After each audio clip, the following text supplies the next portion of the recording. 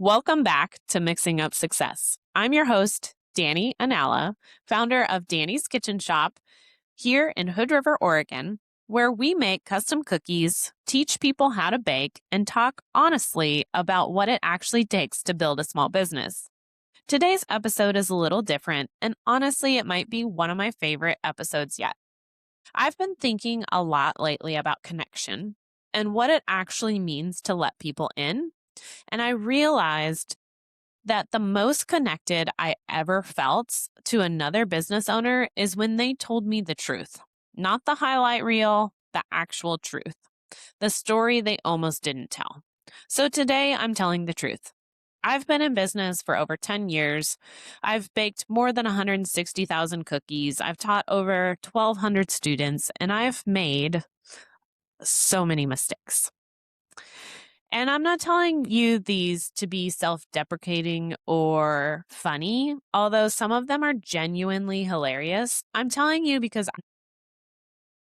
I remember what it felt like to be early in this and think that everyone else had it figured out, that I was the only one scrambling, improvising, and quietly holding it together with tape. You're not the only one, I promise. And to help me tell this story properly, I have brought in the person who has witnessed most of it firsthand, my kitchen manager and lead baker, Mercedes, because she is the person that actually helps keep Dani's Kitchen Shop running and the woman who has given me more knowing looks than I deserve. Mercedes, welcome to the podcast. Hi. All right. Today, Mercedes, we are going to jump in. So we had a little brainstorming session last week about all the things that have gone wrong at Dani's Kitchen Shop. And there was a long list. There was. And A while. Because at first we couldn't think of anything, but then we started digging and yeah, and it was like, oh, remember the time. Yeah. Oh, remember the time. Oh, remember the time. Yeah. Yeah. And it really started trickling in. So for our guest today, we're going to recap some of the things that have gone wrong in Dani's Kitchen Shop over the years and things that still go wrong today. There's still things. We're working on things. We're working on it. So let's start with one area that tends to, well, I probably cause the most chaos in it, but our ordering system. Oh, yeah. Okay, so ordering, I pride myself on having a system and having it pretty dialed in and not causing chaos, but the reality is that the ordering system, because it feeds our workload, is the root of most chaos. Yeah. and I'm probably the root of it. Let's be honest. Well, you got a lot of things going all at once, and I'm like, oh, we need vanilla. And you're like, yeah, I'll get to it. And you just forget. Yeah. So there's multiple aspects of it. So when I first started, it was like I was doing everything. So I knew the inventory, I knew where everything was at, and I was taking all the incoming orders. So I was getting texts and direct messages via social media and phone calls and emails. And I had to figure out how to organize myself because I was losing track of stuff. So I created like a system. And then I brought you in and I was like, okay, now I have to figure out how this system can feed Mercedes, or I can feed the information to you. Yeah. And that is still, I think, a challenge in custom cookie work, especially. Yeah. Oh, yeah. Because the order comes in and I book it and it's sitting in my head. Like the design process, I'm thinking about it. I've got ideas rolling around and it's just like sitting in the back of my mind. And so every week I have to dump that idea into some form that you can decipher. And so we kind of have a system now for that. And we know what to expect. And most of the time we talk at the end of the week and we know what the following week's gonna look like. Mhm. But then I come in and I start on Monday and say, oh, by the way, I took on this, and this. yeah, so and so once, Like, da da da da da. yeah. And I said yes. Yeah. Because I always say yes if I know we can do it. Mhm. And so that I generate a lot of the chaos for us, and I apologize about It's that. okay. Sometimes I forget to look at the order system though, Mhm. and miscalculate when. So in my head, I think everything goes out Thursday and Friday, but sometimes parties are on Wednesday or Yes. earlier in the week, Mhm. and I miscalculate when they need to be done.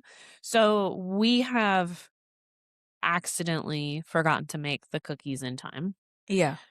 And don't worry, most people don't know when it happens to them, No. but They just get their cookies the day they want them.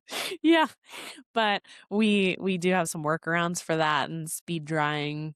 Yeah. And there's been a few chaos Yeah. moments of, oh, that order goes out in 4 hours. Yeah. We can do it.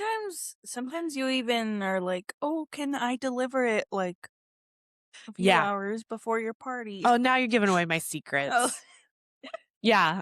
So you ever got the call from me? Hey, how about I just deliver that for you? Yeah. The truth is something may have mishapped. Yeah. And I'm trying to make up for it. So that's happened. As far as other order chaos, the inventory of our own supplies, we're still working on. Mercedes is really good. You're great about telling me, and then I forget. But ultimately, that's something I just need to fine tune and set up to where you can just order stuff when Yeah. we need it, because Yeah. I forget to hit the button, or it'll often sit in my cart. There you go. Yeah, it'll often be sitting in my cart and I forgot to hit the actual order. So, we've been there. We run to the grocery store, Oh, yeah. grab what We we haven't need. done that lately.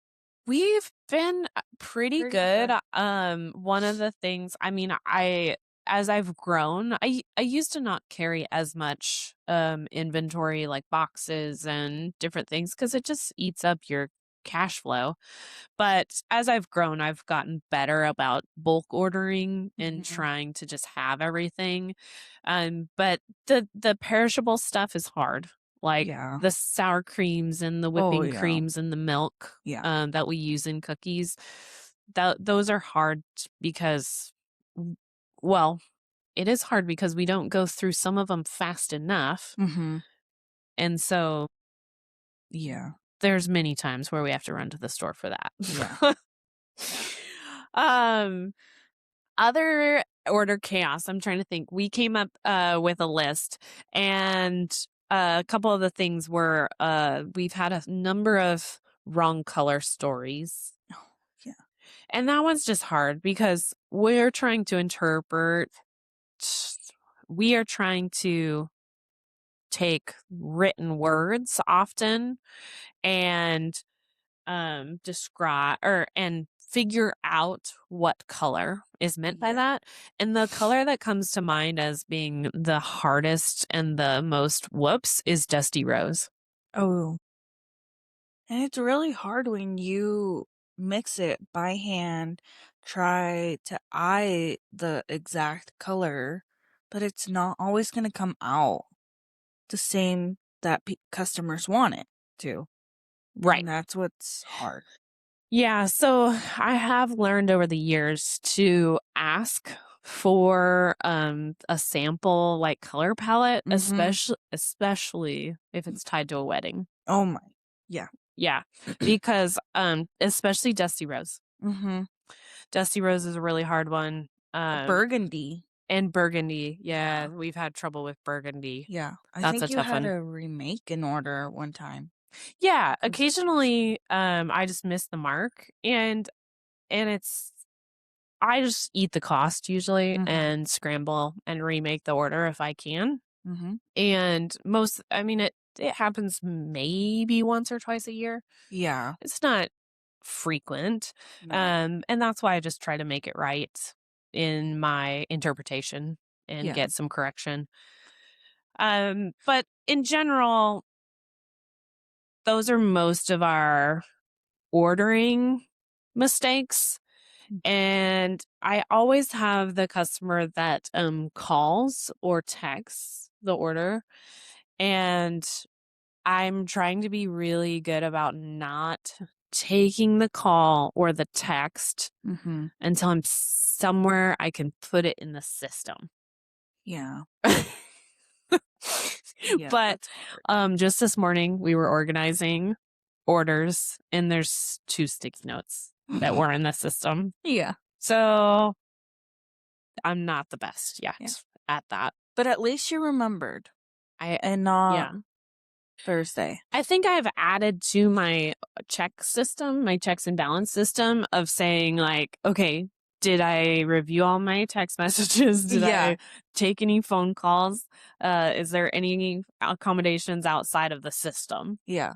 You're And really good with doing that. and you're good at asking me. Mhm. True. Almost every week, Mercedes is like, did you double check? Did you look at this? And then you grab your phone and then Yeah. you're like, okay, let me look. Let me look. Let me look real quick. Yeah, so that's something that I can imagine that any ordering mishap that you've had, we've probably had. Yeah. And But we've we're really good at getting on top of it and fixing it. yeah, unfortunately I've had to stay late sometimes to fix things. Or come I've had in to come in. after Yeah. After I put dinner. my kids to bed or Yeah. something to fix something. Yeah. But I get it. Oh, I know. There's been a few times when I take the order knowing you're gonna be like, "Oh my gosh, why Yeah. did you do that? It's Thursday and we've baked thousands of cookies. Why did you take another order?" Yeah. And you come in and I'm like rolling out dough. Yeah. Yeah. And I'm like, I got it. It's fine, Mercedes. I didn't I got it under control. 'Cause I messed up the system and took another order. Yeah. And I'm appreciative of that. Yeah, there's also been times when I've, like, said, "Okay, we're off for the week," and we leave, like, Wednesday, and we're Yeah. like, "Okay, we're done for the week," and I'm in here Thursday rolling out dough Yeah. because 'cause I'm like, "But it was such an easy order." Yeah. Yeah. And then you come back and you're like, "Did you make more cookies?" Yeah. Yeah, I did. Yeah. Yeah. But I think a lot of that, comes down to, I know I have the capacity to take it, Mhm. and, we're not getting rich baking cookies, so Yeah. I just Yeah. keep saying, "Yes, we'll take it," and fit it in. So, what is it like to be on your end of my order chaos, Mercedes? I think you've been with me for a while, and you know it's coming. But, I mean, be honest with me. Uh, well, before it would just be like, "Oh, we're out of this. We're out of milk." Mhm. And you're busy, so I'm just like, "Oh, I'll run to the store for you." Like, it's not really a big deal because it's takes what? Like 15 minutes, run to the grocery store, get milk, and Mhm. that's it. Yeah. And it's not a big deal. Yeah, I just keep petty cash around now. Yeah. Yeah. So that when I forget, Mercedes has money Yeah. to go restock something. Yeah. But you're good about like having sugars and flour and The main yeah, products. the Yeah. main big bulky stuff, which is good. Yeah. I think the lesson here is that the system really only works if we use it. Yeah. And, I've built it, but I'm guilty of bypassing it Mhm. from time to time. And I own that. And when I really bypass it and take on that 10 dozen cookie order, I'm like, we can do it. I'm in here baking it first thing in the morning so that Mercedes isn't like, oh my gosh, what has happened? Okay, let's talk a little bit about some production disasters because we have had we've had many production disasters. I I'll be the first to admit I'm not the best speller, and if you follow along, you'll find many mistakes in my spelling, and sometimes it ends up on cookies, and then I have to remake the cookies, scrape the cookies off, fix the cookies in some way. We've forgotten so like when we're producing like holiday cookies and we're doing like mass amounts and it's oftentimes like the minis and we're doing like 30, 40, 50 of the same design at a time and we're packing them. Like they're all done and we're like packing them and it's like, oh, this guy doesn't have an eye. This guy doesn't have an ear. We consider those our little treasures. Yeah. The other day we were packing some chickens I was photographing. We had finished chickens and I was photographing a tray of chickens and it was like, I think there was like 24, 25 chickens on the tray. And I looked down and 3 of them didn't have any feet. And I was like, oh man, like, how did I do that? Yeah. And you're like, you say, oh, special. How do you say you're like special to the one that gets it because they don't have legs? Yeah. You know, in the world of AI, I actually think they are special. Yeah. Because they're proof that we're humans making these things. True. And there's going to be mistakes once in a while. Yeah. So I like to think of them as little treasures. Yeah.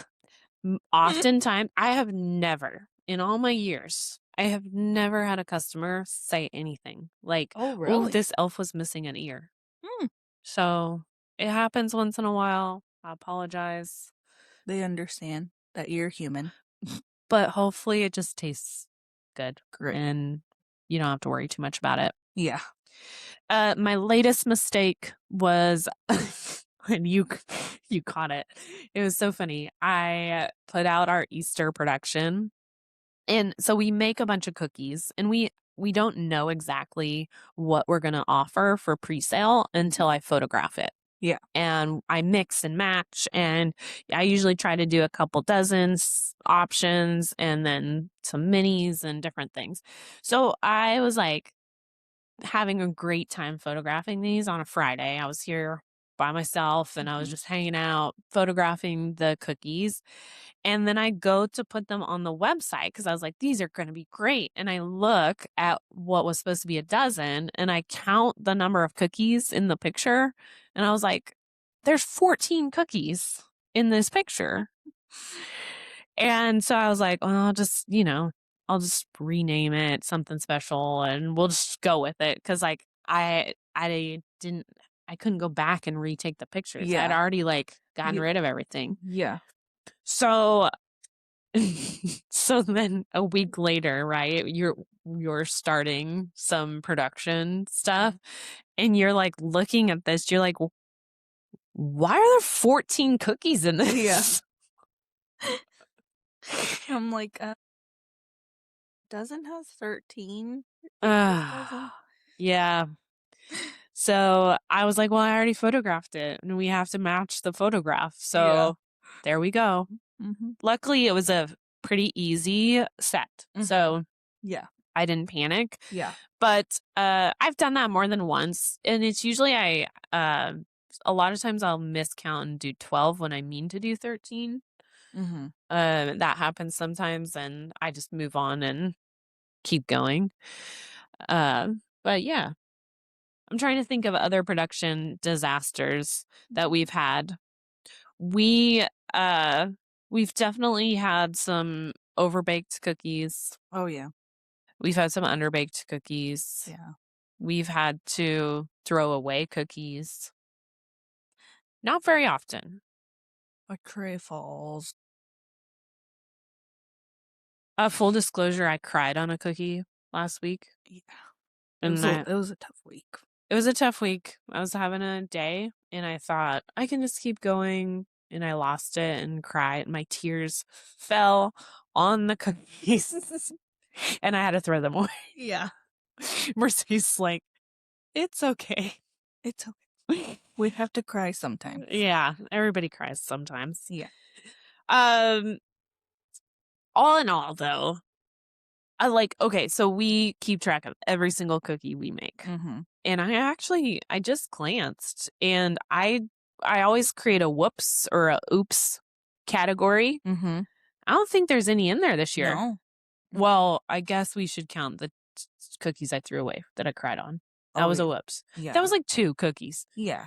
But so yeah, this year, and I think last year it was like maybe 130-ish or something out of 30,000 plus cookies. Yeah. So it's a really small amount on the production side. And when we have a mishap okay, decorating mishaps, it doesn't happen too often, but I mean, there's times where I just scrape the entire cookie and start over just to save the cookie. Yeah. Because I don't want to remake the cookie. Yeah. So we've been there, we've scraped, we've started over. We've had to remake icing, re-bag icing. We've had bag explosions. We've thinned our icing too much. We've made it too thick. So we have to remix it. Or I think I can keep going. I'm like, I can do it. I'm a pro. I got this. And then it's like, I end up scraping the cookies. And I'm like, I should have just remixed the icing or something. Yeah. So, we're learning, but sometimes it's hard. I just think I can do it. All right, let's move into the kitchen and some of the disasters that happen in the kitchen, or the mistakes or things that just go wrong. I think the first one is the plants. Oh, the plants. Poor plants. The poor plants. I used to say that, they just absorb my bad energy sometimes, and sometimes we have to sacrifice a plant. You did say that for the first 3 years. Yeah. 2 years. Yeah. Because I didn't want to admit I wasn't watering them. Yeah, I forget to water the plants sometimes. Lots of times, actually. I sometimes water them, and it gets so busy that we both forget.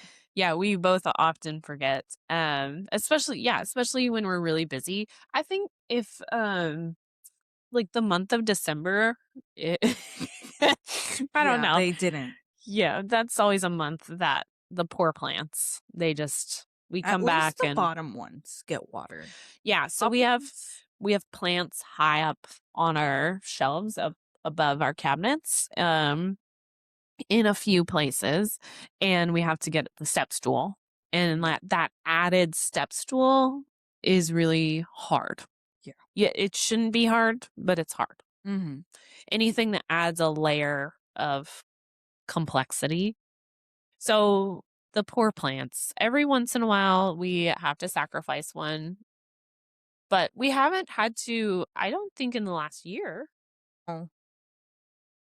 We've had a couple that looked like they weren't going to make it, but they pulled through. They pulled through. Yeah, we turned them around. We watered them. Yeah. And they pulled through. And I did repot a few, which I think helped a lot.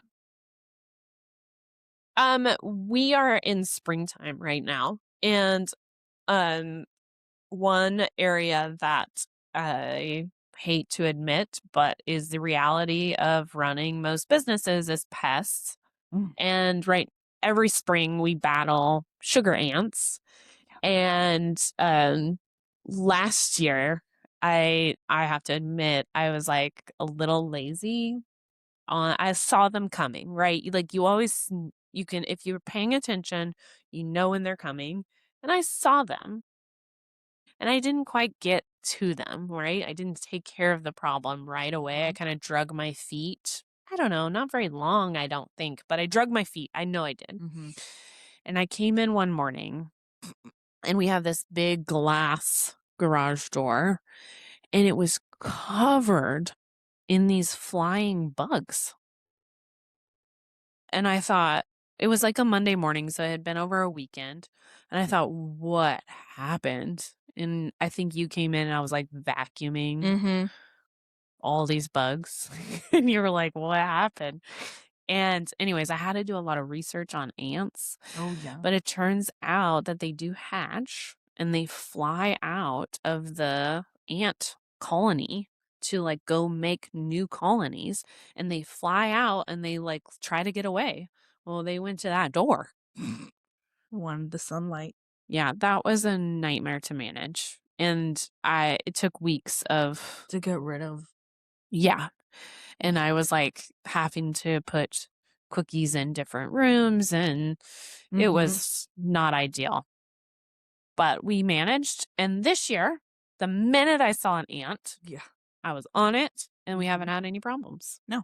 So I think lesson learned that we do not procrastinate on any of those issues. One of the stories I was telling Mercedes last week was that, so, we don't generate a tremendous amount of laundry.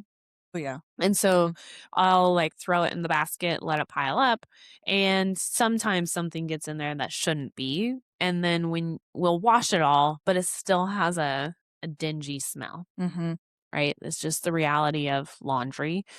And so most of the time I try to catch it and we just rewash it. And it's fine or whatever. But for whatever reason, something filtered through, and Michelle and I were teaching a class, and I put on an apron. Oh. And Michelle was like, she's like, you stink or something. And it turns out, like the that particular apron should have been rewashed, but I was like short on aprons, so I was like, oh, it'll be fine. So anyways, Michelle chose to cover up the smell by beating me with basil right ahead of class. Did it work? Yeah, I think so. I smelled very basil-y. That's funny. Yeah, it happens. And we survived. There was a time I bought the wrong dishwasher detergent. And anybody who's misused dishwasher detergent probably knows what happens. But we bubbled up the kitchen. Yeah. It was just flooded with bubbles. Yeah. Everywhere. Bubbles everywhere. And so that was kind of a mess.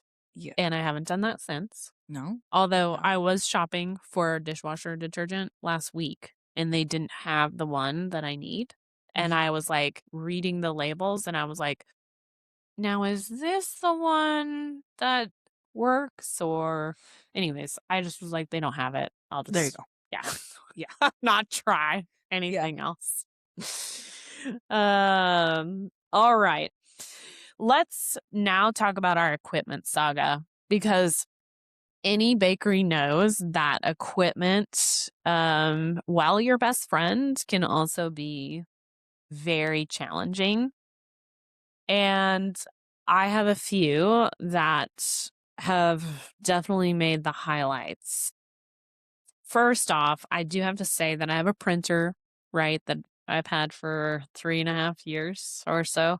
And it works like 50% of the time. Yeah. I'm don't know. Surprised when you walk over and you're like, it's weird. Yeah, that's weird. I don't know why. I've uninstalled it. I've reinstalled it. It's one of those things I just need to start over. But, it gets me by for now. Yeah. And it gets a job done if it works. Yeah. Sometimes I run out of shipping labels, though, and I have to print on regular paper. And then we have to tape them on. Yeah. Okay, let's talk about the biggest equipment saga of all time, my commercial oven. I purchased a commercial oven when I was building out my kitchen, and you had to determine how to have it wired. At purchase, there were two options. At the time, the electrician said, just have it wired this way, we'll figure it out. So I did. Everything got delayed. So the oven came, but we didn't get it installed for another like 6+ months before we got to move into the kitchen. And when we went to move in, well, we had it wired the wrong way. So the electrician and my husband rewired the oven per the instructions in the manual with the oven. And they got it all set up. Everything worked. Super excited because I was like, if you haven't gone from a home oven to a commercial oven, the efficiency is like through the roof. We can bake 10 dozen cookies at a time in 8 minutes or roughly 8 minutes. We can just crank them out. It's like game changer. And it wasn't very long into using the oven and fuses started blowing, and it would just like blow fuses randomly all the time. So I, learned how to replace the fuses, learned where to buy the fuses. They weren't cheap, and talked to the electrician about like, why would this be happening? And they're like, this shouldn't be happening. It shouldn't be happening. So then you come in and I'm like, this great oven, like it just blows some fuses sometimes. Yeah. You experience the fuse blowing. And then out of nowhere, every once in a while, it would just heat up and it would just like run away. Like I thought we were going to blow up the kitchen. Like the oven itself would just, the temperature would start rising and we blew up the kitchen. Yeah. It was bad. We would have to open windows. Yeah. Turn on all the exhaust fans. Yeah. It was bad. When was this? Well, it happened several times. So I don't remember. I think one time was ahead of like Easter or something. And then it happened again in the spring after that. I do remember we got the oven finally repaired was June. It was like 11 months ahead of when I had moved into the kitchen. And anyways, we had to find the repairman that could work on it under the warranty. Mm-hmm. So they had to come from Vancouver, which is an hour and a half away or so. And they would come out and, he replaced everything. He replaced the thermostat. He just started replacing things because it was like the temperature wasn't regulating. We couldn't figure it out. And he'd come and he'd think he'd fix it. And then we'd call him like a week later and we're like, still doing it. Still blowing fuses, still running away with temperature. And we would have to stop using it until he would come again. And so then we had to use our single, our just domestic oven. That was a rough bake period. Yeah, that was work. So that's like 2 half trays at a time. Ironically, it doesn't even fit a full sheet. No. So it's so uneven, like it and how it bakes the middle and last tray, but not the top tray, and it's just predictable. Yeah. So it was a rough time. We lost a lot of efficiency during that period navigating the oven. And it just kept happening. I'm running out of warranty work and I was kind of panicking. I started shopping for new ovens because I was like, I don't know what to do here. And this was just post-COVID and appliances had like doubled in price. So I was like struggling to want to just buy a new oven because it was like double the price of the one I had bought already. And we just kept working on the oven. And I remember calling Ken, the repairman, and saying, I don't know what's going on. I need to get this fixed. We've tried everything. And he was like, well, it's an electrical problem. And, you guys probably wired it wrong. And I was like, oh my gosh, like this is all my fault, whatever, from the original. But I was also kind of like, then why do they give you the instructions to rewire it? Yeah. Yeah. And so anyways, Ken finally comes out and he was dedicated. He said, I am not leaving here. This was like his 6th trip or so. Yeah. And he was like, I'm not leaving here until I've traced every wire and I have the manufacturer on the phone. We are going to go through the wire pattern and we're going to figure out what's wrong. And I was like, okay. He was here for hours and he was on the phone and he was making the manufacturer read him the wire pattern and traced every single wire in the oven. Yeah. And finally, he's like, I can't find it. He's like, you're going to have to send, it's somewhere in the motor or something. He goes, it's in the motor. They finally traced it to the motor. And he's like, you're going to have to ship a new motor out for this thing. And he's like, okay, I'm opening the motor. And I'll never forget, he's like opening the motor, which he's never opened the motor of the oven. And he opens it up and he goes, I found it. Yeah. It was literally a pinched wire from the factory in the motor of this oven. And the more it got used, the hotter it got. And then the more it would like flare up and it would send electrical currents. Yeah. I don't understand electricity, so I don't know what I'm talking about. But anyways, sometimes it would send so much electricity, it would just skyrocket the heat and blow the fuses. Long story short, 6 months of oven saga, working some days and not others, and having to stop using it until Ken came. We did manage to find a little pinched wire, and literally Ken just cut the wire and rewired it and taped it all up. And we're 3+ years into using the oven and we never had a problem since. Now I'm going to knock on wood. Yeah. Because we don't need our oven to go out We again. don't. But that was a rough time. Other appliance stories I've had, I bought a brand new freezer that had a leak in one of the lines, and so it wouldn't come down to temp. And so then the manufacturer had me cut the power cord and pull the serial numbers and dispose of the refrigerator or the freezer, and they shipped me a new one. Really? Yeah. I think you told me that one. Yeah, that was before. Yeah, that was at the very beginning of the commercial space. Yeah.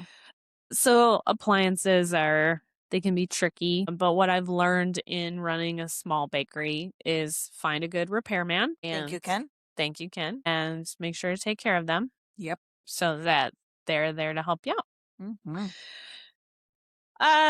Other things that have gone wrong in Dani's kitchen shop, we definitely break our own systems sometimes.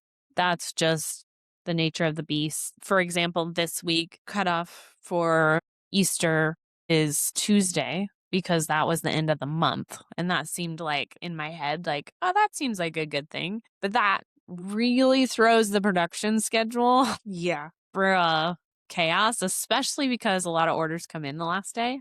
Yeah. So, yeah, that one I feel bad about. So we're recording a podcast and holding off on baking till we get all of our orders. Okay, I'm going to pause. There are a few things that we've messed up or I've messed up that I'm not ready to talk about yet. Someday maybe, but not yet. I've messed up many emails and many social media communications or posts. That's just the nature of it sometimes.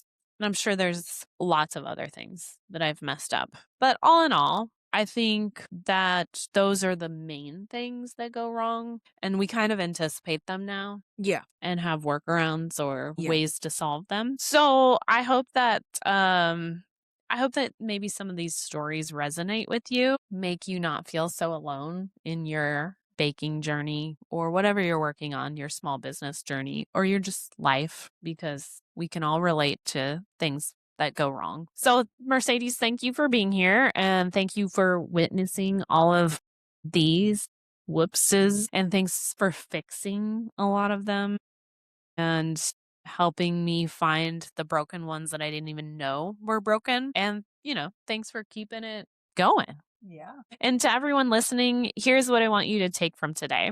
Every single mistake I just walked you through, I made it while also serving customers, teaching students, filling orders, showing up. The oven was broken and we still baked 1,000 cookies anyway. The apron smelled, we grabbed basil and held the class anyways. The ants hatched, we vacuumed, cleaned, got rid of the ants, and opened the kitchen anyway. That's not a highlight reel. That's the whole story.